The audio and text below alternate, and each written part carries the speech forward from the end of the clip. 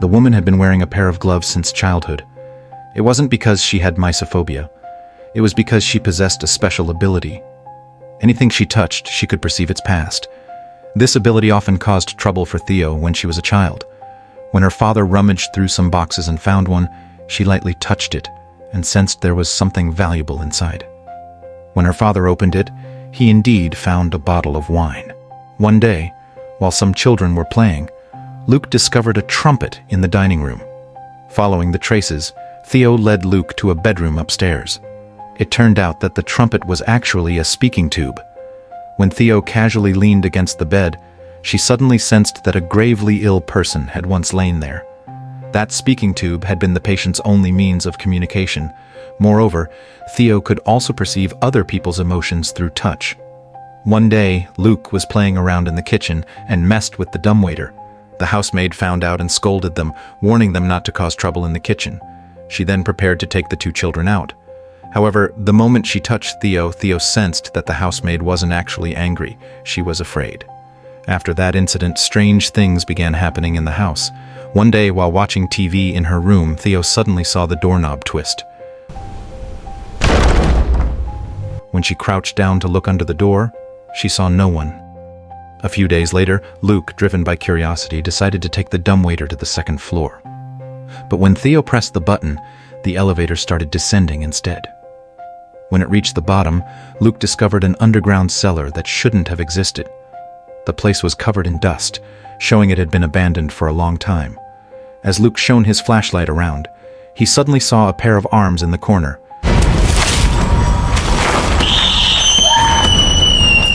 His terrified screams brought their parents rushing over. Their father quickly pulled the elevator back up. Fortunately, Luke was unharmed, aside from his clothes being torn. However, their parents didn't believe Luke's story about the monster. They assumed he had been scared by the darkness. Yet when Theo touched Luke, she realized he wasn't lying. Determined to investigate, Theo followed the direction Luke had indicated and successfully found the entrance to the cellar. This time, she didn't find any monsters, but she did discover several ledgers in a locked room. She handed the ledgers to her mother, who then revealed that the cellar had been used for brewing liquor. Since home brewing was illegal at the time, the cellar's existence had been hidden from the house's blueprints. However, when Olivia reached out to comfort Theo, that eerie sensation struck Theo once again.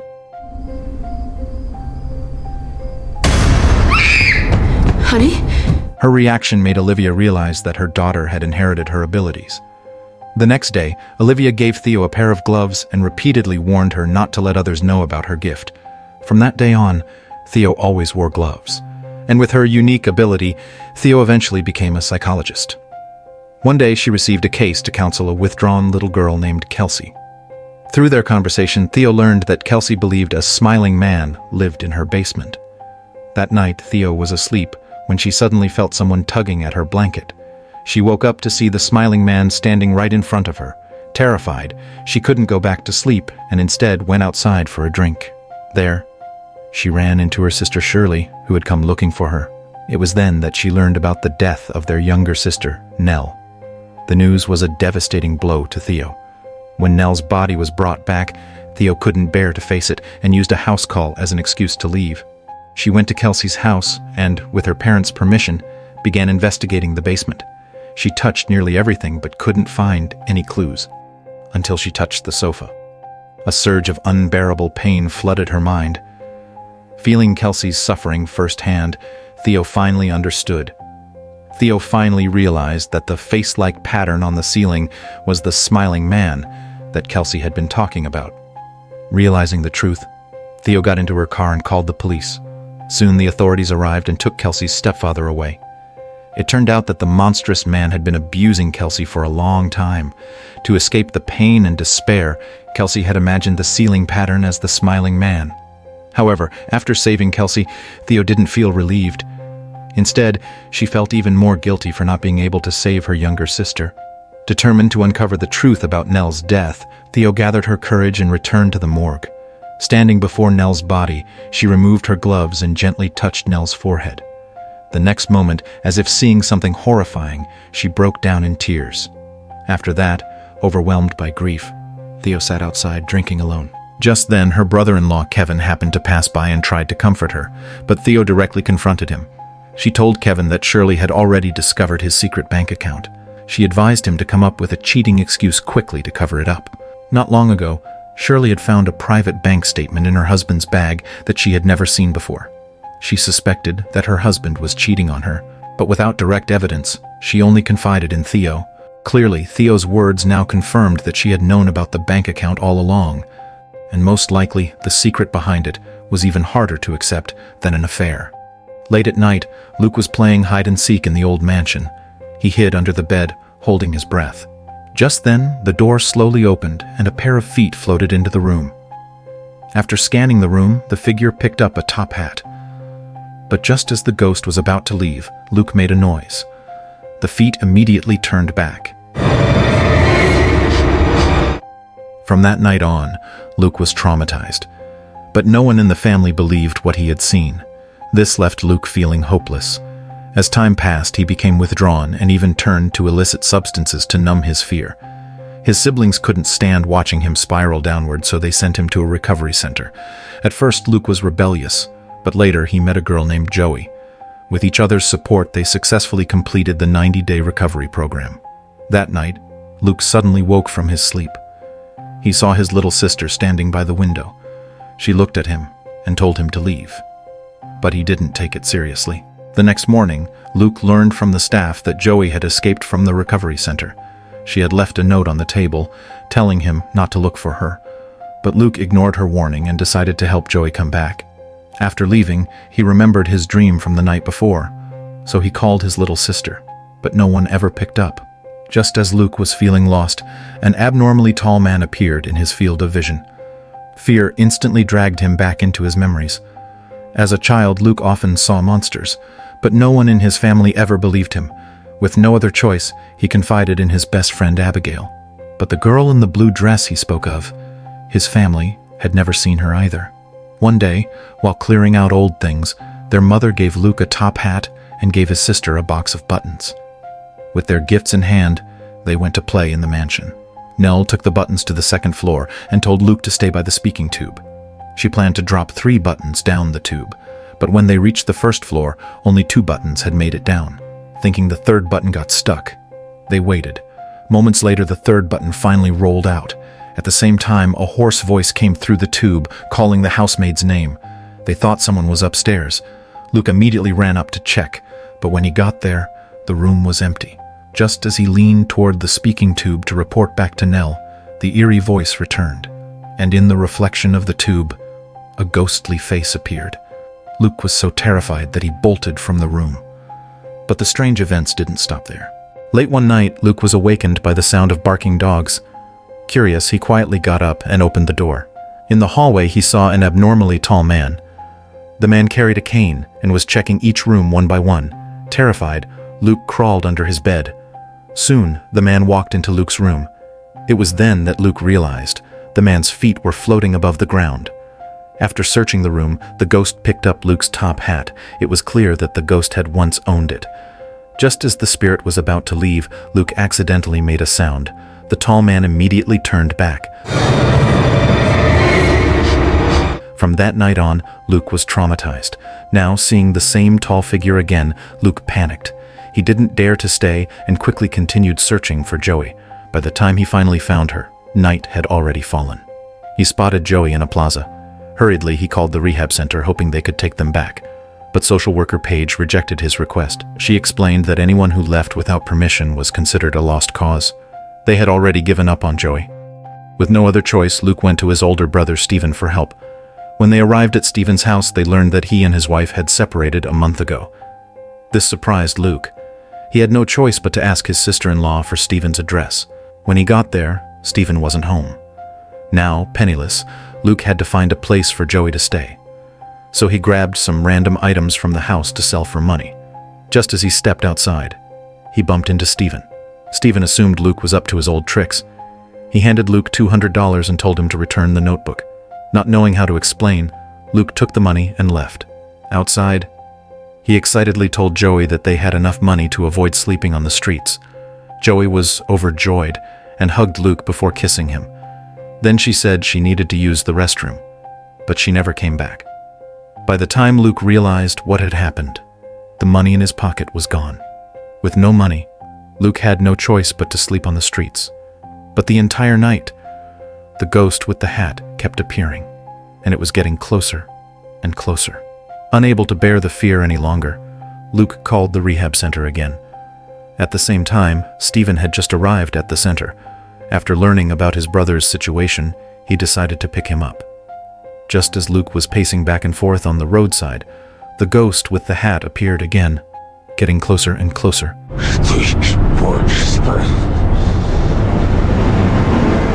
Sensing something was wrong, Luke finally mustered the courage to turn around and face it. But the moment he turned, the ghost transformed into his mother. As his mother opened her eyes, a blinding light shone directly at Luke. When he came to his senses, he saw his older brother Stephen arriving in his car. This time, Stephen had come to find Luke to tell him about their little sister's suicide. But upon hearing the news, Luke firmly shook his head. Davy, it wasn't. Luke was the only one who knew that Nell had always been able to see the bent-neck lady. Clearly something had happened to Nell just as it had to him. Among the 7 family members, Nell was the first to sense something was wrong with the old house. On their very first night in the mansion, Nell saw the bent-neck lady standing at the foot of her bed. She was so terrified that she refused to sleep in her room. Her mother had no choice but to sleep with her on the couch. But after her mother left, Nell woke up again. She was horrified to see the bent-neck lady floating directly above her.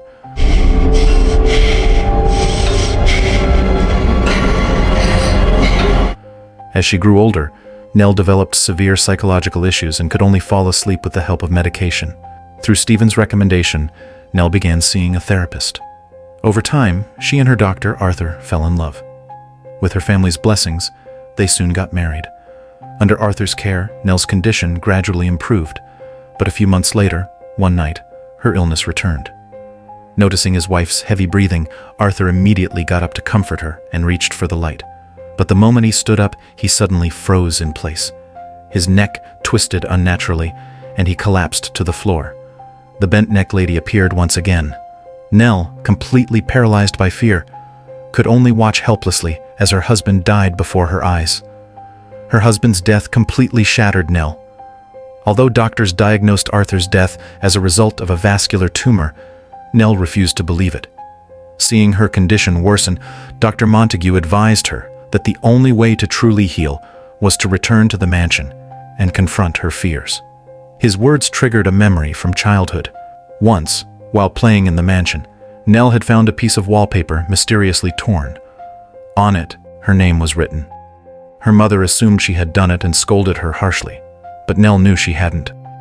After their mother left, Theo touched the wall and realized Nell was telling the truth. She peeled away another section of wallpaper.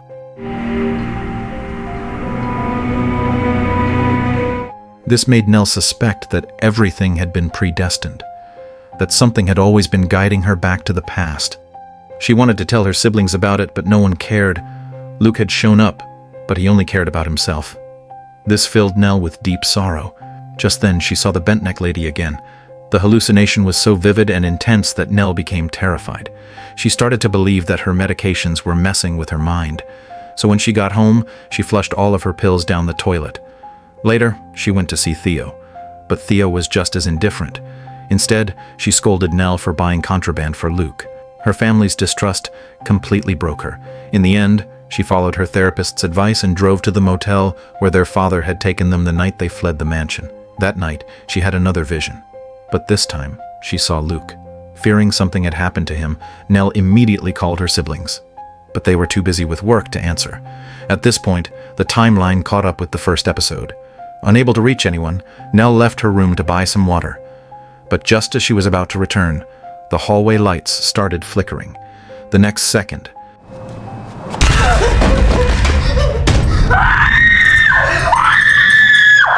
shaken once again, Nell became more convinced that she was in the right place.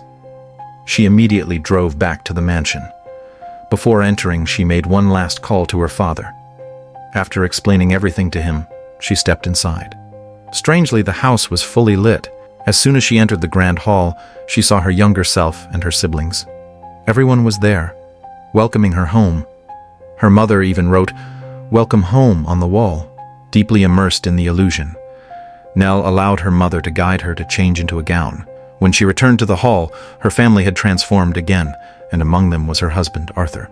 Overwhelmed with emotion, she danced with her husband to the elegant music. But it was all a hallucination. In reality, Nell was alone, twirling in the dark and eerie mansion. As the music ended, Arthur disappeared. Her mother reappeared, gently urging her to go upstairs to bed. Upstairs, her mother gave her a pendant necklace. Nell happily put it around her neck. But as she smiled, everything suddenly changed. She was now standing outside the staircase, and the locket around her neck had become a noose. With a final kiss, her mother pushed her off. The violent impact instantly snapped her neck. As her consciousness faded, Nell found herself endlessly falling. Flashes of familiar scenes flooded her vision. The motel hallway, that rainy night when she and Luke sat in the car, Arthur's death, her childhood self on the couch. It was then that Nell finally understood. The bent-neck lady had always been herself. Her last vision took her back to the night they first moved into the mansion. Seeing it all unfold again, Nell couldn't hold back anymore. She screamed. At Nell's funeral, the siblings gathered once more. Her passing was something none of them could fully accept. Even Stephen, a firm atheist, began seeing hallucinations. He saw their deceased mother standing next to Nell's casket. Thinking it was just his grief playing tricks on him, he turned away. But when he looked back, his mother was even closer. Panicked, Stephen quickly returned to the main hall. At that moment, their father, Hugh, finally arrived. Looking at his children, he momentarily saw them as the little kids they once were. After greeting everyone, Hugh walked up to Nell's body. He spoke to his children about how much he missed his daughter, but no one noticed that Nell's ghost was standing silently in the corner. The conversation shifted to the night Nell died. Each of them explained why they hadn't answered her calls. Only Hugh admitted that he had picked up Nell's call that night. She had told him that the bent-neck lady had returned. Stephen was furious. He believed Nell had suffered a psychotic episode and that their father had done nothing to stop it. If Hugh had intervened, this tragedy wouldn't have happened. And every time something like this occurred, their father always kept secrets, just like when their mother died. But Hugh insisted that he had done it for their own good. Before he could explain further, Shirley lost her temper. She accused Stephen of being a hypocrite. If he truly believed their mother and Nell had mental illnesses, why did he write horror novels profiting from their family's tragedy? Wasn't that just adding salt to their wounds? As soon as she said this, Theo jumped into the argument. She called Shirley out for being self-righteous. After all, writing was just Stephen's job. If it weren't for him, their family would have struggled to get by. She even admitted that she had taken money from Stephen's book sales. Hearing this, Shirley was livid. She demanded that Theo leave her house immediately. But then, Kevin spoke up. He admitted that he, too, had accepted money from Stephen. It turned out that Shirley's funeral home business was declining, and she often provided free charitable services. As a result, her family was struggling financially. If it weren't for Stephen's help, they wouldn't have been able to survive. The private bank account Shirley had discovered actually contained the money Stephen had given them. That was why Theo had advised Kevin to use an affair as an excuse. It was easier to explain than the truth. Shirley was devastated. She tearfully walked over to Nell's body, but then she noticed someone had placed 2 buttons over Nell's eyes. At that moment, the lights in the funeral home went out. The group split up to check the power. Outside, thunder rumbled loudly. This sent Hugh into a deep memory. A similar blackout had once occurred in the mansion. A thunderstorm had knocked out the power. The family gathered with flashlights to investigate. But just as they got the flashlights working, they realized Nell had mysteriously disappeared. Panicked, their parents searched the house. Hugh's flashlight ran out of power, so they split up. He went to replace the batteries while Olivia continued searching. She didn't notice an old woman sitting silently on the bed beside her. She then heard the sound of a doorknob turning in a hallway room. Following the noise, she opened the door and found a boy in a wheelchair. Meanwhile, Hugh returned with his flashlight and searched for Olivia. But all he found was her flashlight lying on the floor. She had disappeared. As Hugh searched, Olivia suddenly reappeared, standing motionless by the window. Hugh tried to warn her, but before he could finish speaking, the window shattered. The next moment, Olivia was back where she had been, but she remembered nothing. Then the children screamed from downstairs, and Hugh and Olivia rushed to them. They claimed they had seen a giant dog. As Hugh prepared to check the kitchen, he suddenly heard Nell's voice, and the power suddenly came back on. The family asked Nell where she had gone, but she insisted that she had been standing there the whole time. She had been calling out to them, but no one seemed to see her. As Hugh's memory ended, he stood by Nell's body. In the dim light of a passing thunderbolt, he saw her ghost in the hallway. But in the blink of an eye, she was gone. At that moment, the others returned to the funeral home. Luke immediately asked again about Nell's death. He was convinced there was more to it. Stephen lost his patience. He snapped, insisting that their mother and Nell had suffered from mental illness. Why did their family always believe in ghosts and supernatural nonsense? At last, Hugh had had enough. He angrily told Stephen that their family had no history of mental illness. The reason he never spoke about their mother's death was because they had all been affected by the house. Just as their argument escalated, Nell's casket suddenly collapsed. At that exact moment, the power returned. Shirley was overwhelmed with grief. She excused herself, saying she needed to get her makeup kit to fix Nell's face. She walked to the storage room. But when she opened the door, she saw something unexpected. Theo and Kevin were inside, looking suspicious, but instead of exploding in anger, she awkwardly turned and walked away. In the main hall, just before leaving, Luke turned back to look at Nell's body one last time. He recalled the promise he had made to his sister. He had sworn to protect her. But now, they were forever separated by life and death. What he didn't know was that after everyone left, Nell's ghost reappeared. She stood quietly beside her coffin, but no one could see her. Just like that night in the old mansion.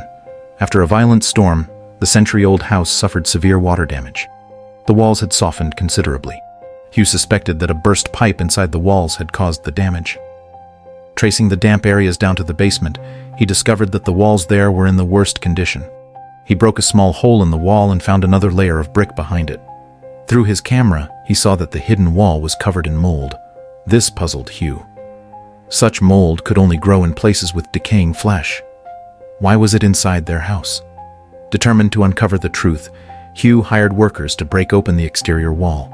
He asked his wife for the blueprints of the mansion, but when she brought them, he was shocked to see that they didn't match at all. The blueprints had turned into sketches of her forever house. Frustrated, Hugh confronted Olivia about it, but she insisted she had simply traced over the original plans. She had no idea how they had changed. Hugh grew even more suspicious. Ever since they moved into the mansion, Olivia's behavior had become increasingly strange. She often seemed lost in thought. She even sleepwalked at night. One time she had held an awl against his throat in her sleep, leaving him terrified. When Mr. Dudley learned about this, he urged Hugh to take Olivia away from the house. He explained that his own mother had worked in the mansion for years. Over time, her mind deteriorated. When he took over her job, he fell in love with one of the maids and they married. But while his wife was pregnant, she overworked herself caring for the mansion's previous owner, Hazel, who had fallen ill. The stress and exhaustion caused her to miscarry. Afterward, Mrs. Dudley's mental state also declined. She constantly told her husband that she could hear the cries of a baby. At first, Mr. Dudley thought she was imagining things, but then, one night, he heard it too. That was when he realized it was real.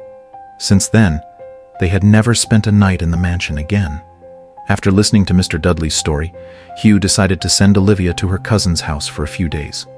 Meanwhile, he continued working on the basement.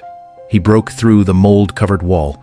Inside, he found a mummified corpse, still clutching a trowel.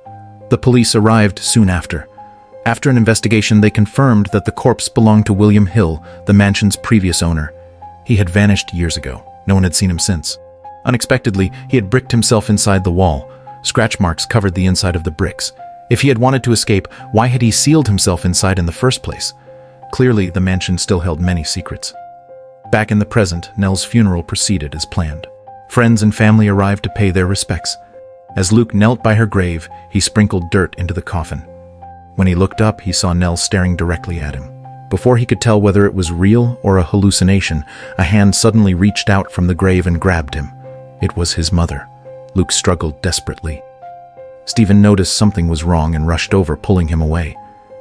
Seeing Luke's distress, Stephen assumed his brother was breaking down mentally. He comforted Luke, urging him to face his pain. If he didn't, he would end up like their mother and Nell. He would follow the same path to suicide. After the funeral, the already tense family didn't say much to each other. As they prepared to leave, Shirley suddenly realized that someone had gone through her purse. Her car keys and credit card were missing. Hugh spoke up, saying he had seen Luke rummaging through her bag earlier. This infuriated them. They immediately set out to find Luke. Meanwhile, Theo, who had stayed behind, noticed something strange. A patch of mold had appeared on the previously clean carpet. Following the mold's trail, she and Hugh ended up in Shirley's room. Inside, they found the model house their mother had built, now scattered across the floor. As Theo bent down to pick up the pieces, something crawled toward her from the shadows. Hugh grabbed Theo and pulled her back. When they looked again, the ghost had vanished. Hearing the commotion, Shirley rushed in, but all she saw were the broken model pieces. When she asked her father what had happened, Hugh remained silent once again. Where had Luke gone after stealing the car? Why did their father keep choosing to stay silent? The truth would only be revealed once they returned to the mansion. After the funeral, Luke had disappeared with Shirley's credit card and car. The family grew increasingly worried. They feared Luke couldn't handle Nell's death and might do something drastic. To find Luke as quickly as possible, Stephen and his father drove along the streets searching for him. In the car, the usually silent Hugh finally asked Stephen about his separation. But Stephen scoffed at his father's concern. He accused Hugh of never asking about his life before. Now he suddenly wanted to pretend to care? Stephen then revealed the real reason behind his separation. He had always believed their family had a history of mental illness. So after graduating college, he had undergone a vasectomy. That decision had caused the rift between him and his wife. From a young age, Stephen had noticed something was off with his mother. At Mr. Dudley's suggestion, their father decided to send Olivia to her cousin's house for a few days. So he called Stephen to take care of his younger siblings. As Stephen went to find them, he saw many workers renovating the house. That was when he realized his father had no plans to sell the mansion. He was planning to renovate it and live there himself. When Stephen reached his siblings' room, he saw his mother standing in the hallway, mumbling to herself. He called out to her, snapping her out of her daze. Her strange behavior left Stephen unsettled. While playing video games in the rec room, he noticed an old dressing table nearby. He decided to restore it and give it to his mother as a gift, hoping to cheer her up. Stephen found Mrs. Dudley and asked for some paint to refurbish the dressing table. After examining it, Mrs. Dudley told him its history. It had belonged to the mansion's previous owner, Mrs. Poppy Hill. Since Poppy was somewhat unstable, her belongings were locked away after her death. Stephen repainted the dressing table and placed a family photo on it. His mother was delighted with the gift, but as she sat in front of the mirror, her expression darkened. Her family's increasingly strange behavior convinced Stephen that something was wrong with their genes. Hearing all this, Hugh's expression grew even more troubled. Just as he was about to explain, the phone rang. Meanwhile, Shirley had stayed behind to clean up after everyone left. Suddenly, there was a knock at the door. When she opened the door, there was no one outside. She shut the door, but the knocking returned. Thinking it was some kids playing pranks, Shirley stormed outside and shouted angrily. Just then, Theo arrived.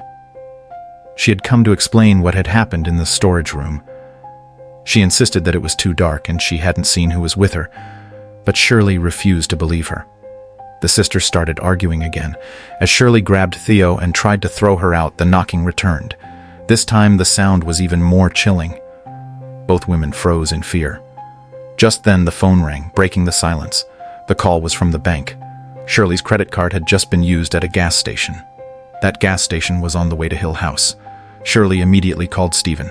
When he heard the news, he and Hugh rushed to the location. At the gas station, they confirmed with the clerk that Luke had used the card. He had also bought several cans of gasoline.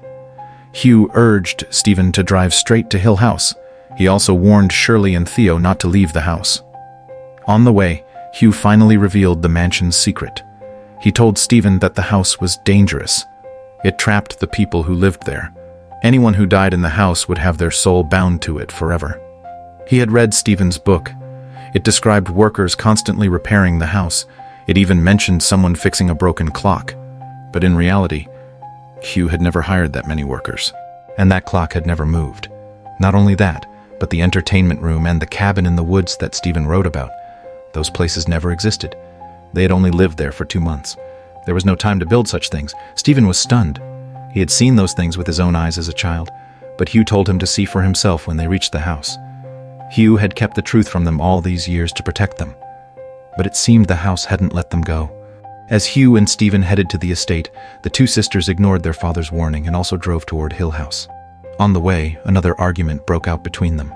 Then, in the next moment,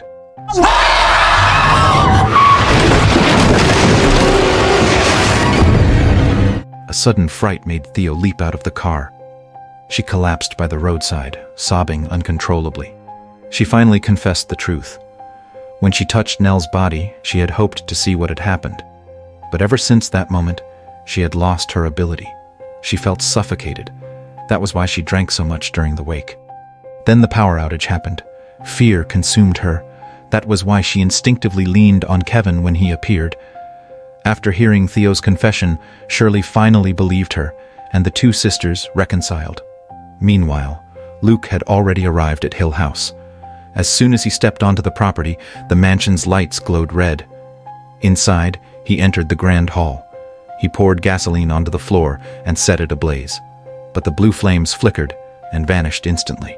On the staircase, his mother appeared in a red dress, reaching out to him. But Luke didn't realize that a woman was slowly approaching him from behind.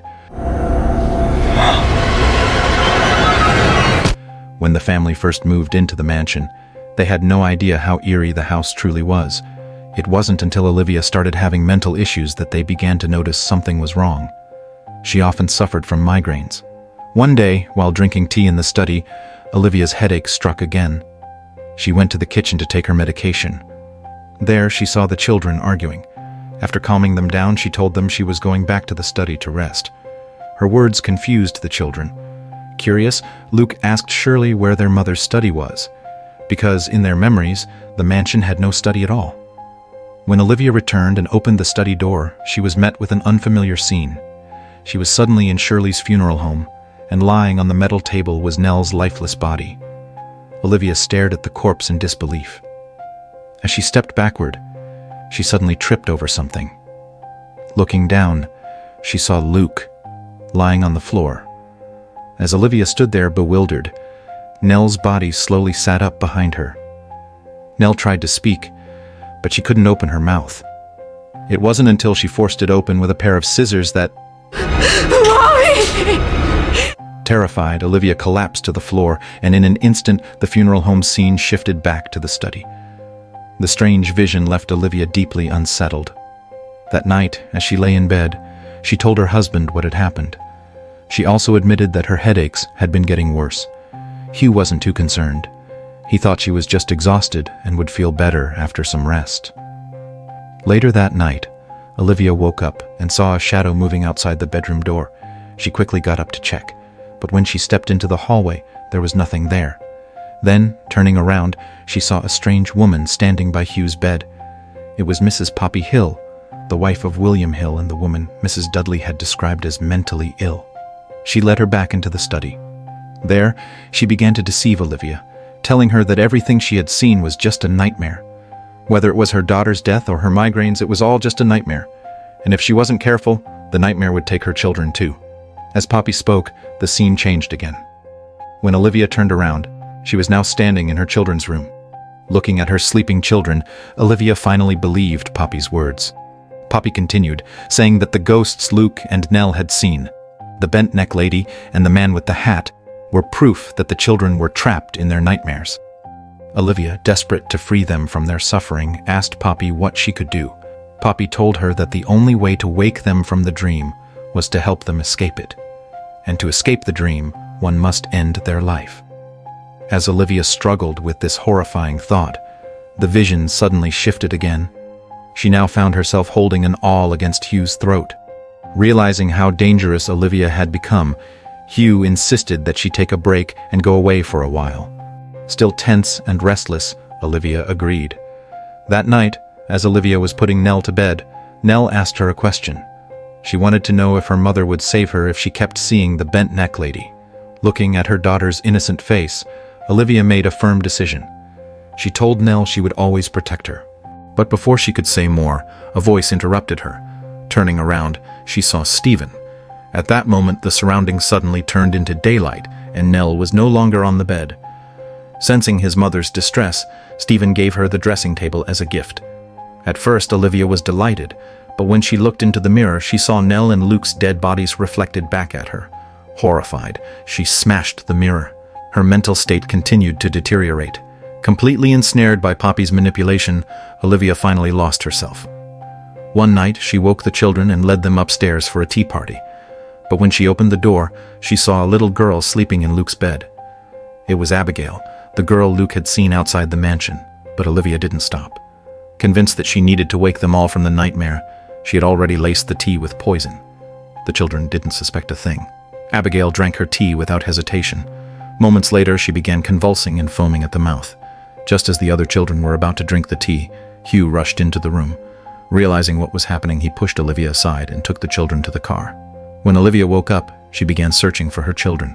As she turned the doorknob, Poppy continued to manipulate her, urging her to kill her husband as well. As Olivia hesitated, a voice echoed from inside the room. It was Mrs. Hazel Hill. She kept warning Olivia that Poppy was a liar and that she must not believe her. While Olivia wavered, Hugh finally got Stephen into the car. Olivia could only stand by the window and watch the car drive away. At that moment, she completely broke down. She could no longer distinguish between reality and illusion. Standing outside the staircase railing, she kept muttering that she needed to wake up. Behind her, Poppy continued whispering, luring her deeper into her delusion. Finally, Olivia closed her eyes and jumped without hesitation. In the eerie mansion, there was a red door that could never be opened. Those who entered would be trapped beyond time and space, lost in an endless nightmare. Eventually, their souls would be imprisoned forever, becoming nourishment for the haunted house. Stephen and Hugh arrived at Hill House in search of Luke. As soon as they stepped inside, the strong smell of gasoline filled the air. Hugh immediately knew Luke had been there and urged Stephen to follow him to the red door. As they walked through the hallway, Stephen heard a strange tapping sound behind him. When he turned around, he saw the ghost of William Hill standing at the end of the corridor, staring at him. Terrified, Stephen quickly turned back and walked forward, but Hugh stopped him. They then saw Abigail sitting at the bottom of the stairs, watching them silently. Hugh urgently called out, "Look at me, Stephen!" Here. Look at me. Dodging another ghostly encounter, they rushed upstairs. Hugh banged on the red door with all his strength, but it wouldn't budge. As he turned to find something to break it open, Stephen suddenly noticed that the door had opened on its own. Inside, Luke lay on the floor, weakly reaching out for help. Without thinking, Stephen rushed in to save him. But the moment he stepped inside, the door slammed shut. The next second, Poppy appeared before him and lightly tapped his forehead. In an instant, Stephen found himself back in his own home.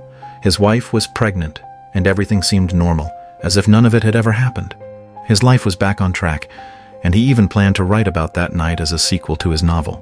However, when he tried to write about what happened after entering the Red Room, he couldn't remember a thing.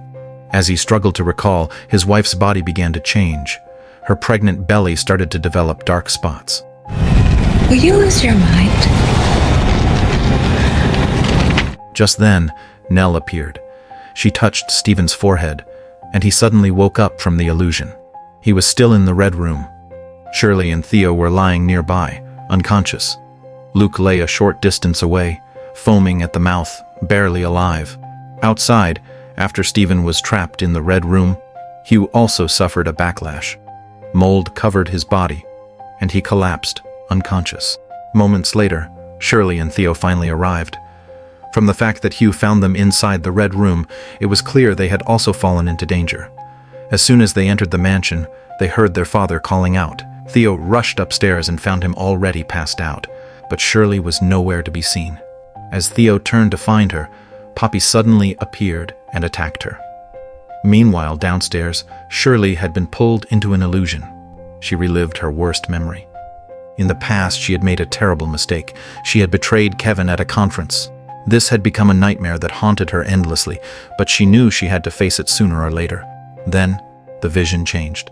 Shirley found herself at her own funeral. Kevin stood among the mourners and said, "Once a person dies, all their secrets will be revealed. Everyone will see who they really were underneath." She then saw her own corpse sitting up, violently clawing at its face. As Shirley was on the verge of breaking down, Nell appeared once again. She pulled Shirley out of the nightmare. At the same time, Theo was also drowning in her own illusion. Because of her ability, she had always feared touching others. Now, countless black hands emerged from the darkness, suffocating her. Just as Theo was about to lose herself, Nell reached out and rescued her from the illusion. When Theo opened her eyes, she saw Stephen and Shirley staring anxiously at her. And Luke, he was no longer breathing. They thought Luke was dead, but in reality, he was still trapped inside his own nightmare. In his vision, his mother was thrilled that he had finally awakened. She even prepared a top hat for him to wear. As Luke hesitated, Nell's voice rang out, "No! Run!" This snapped Luke back to reality, reminding him of the time Nell had said the same thing at the rehab center. At the same moment, Nell appeared beside him and pulled him out of the illusion. With all four siblings awake, Nell stood before them. She told them that the Red Room had been manipulating them all along. Everyone had been inside it before. For Stephen, it had been his game room. For Shirley, it had been her family activity room. For Theo, it had been her dance studio. For Luke, it had been his treehouse. For Nell, it had been her playroom. And for their mother, it had been her study. Only now did they realize that Nell had been like an angel, traveling through different times and realities, constantly rescuing them from their illusions. Outside, Hugh finally woke up. His hands trembled as he took out a bottle of pills. Just then, Poppy appeared and tried to deceive him as she had done with Olivia. But this time, Olivia appeared and drove Poppy away. Yet Olivia was still lost in her own dream. She wanted to keep her children in the Red Room forever, believing that was the only way to protect them. But Hugh refused. He told her that children grow up. They cannot live under their parents' protection forever. They need to experience life for themselves. The only thing parents can do is let go and allow them to fly. Hearing this, Olivia finally chose to release them. The red door opened. They helped Luke into the car and rushed him to the hospital. As they were leaving, Hugh called out to Stephen and brought him back inside. There, he finally revealed the truth. Years ago, after leaving the motel, Hugh had returned to the mansion. But it was too late. Olivia was already dead, lying in a pool of blood. That same night, Mr. and Mrs. Dudley had arrived at the house, searching for their daughter. Their daughter was Abigail, the little girl who had been poisoned. Watching Mr. Dudley hold Abigail's lifeless body in agony, Hugh felt deep sorrow and anger. He wanted to burn the house down. But Mr. Dudley stopped him. They knew the house was filled with ghosts, and now their daughter's spirit was among them. They didn't want to lose her again, so they begged Hugh to leave the house standing. In exchange, they promised to keep everything that had happened a secret. After much deliberation, Hugh agreed. He kept the truth hidden to give his children a normal childhood. Hearing this, Stephen finally understood his father's intentions. For years, he had resented Hugh's silence. But now, as he looked at his father's lifeless body and the spilled pills on the floor, he realized some things are left unsaid because silence itself is an act of love. Hugh had never taken the pills. Instead, he had sacrificed himself to open the red door and set his children free. Finally, Hugh stood in front of the red door and bid Stephen a final farewell. Take care of each other. And be kind to each other. I was so lucky to be your dad. He had spent his entire life keeping that door shut to protect his children. Now that it was over, he could finally embrace his wife and daughter. As the red door slowly closed, Stephen stepped out of Hill House. He saw all the spirits inside. But this time he was no longer afraid. Because love conquers all fear. Finally, Stephen pushed open the mansion doors and left for good. 2 years later, Luke recovered. His family gathered to celebrate him. Theo moved out of Shirley's house and lived with her girlfriend. Stephen reconciled with his wife, and they had a baby of their own. At last, an elderly Mr. Dudley carried Mrs. Dudley back to Hill House. They passed away there together, and in death, their spirits were reunited with their children. Hill House would remain, and their love would continue to endure.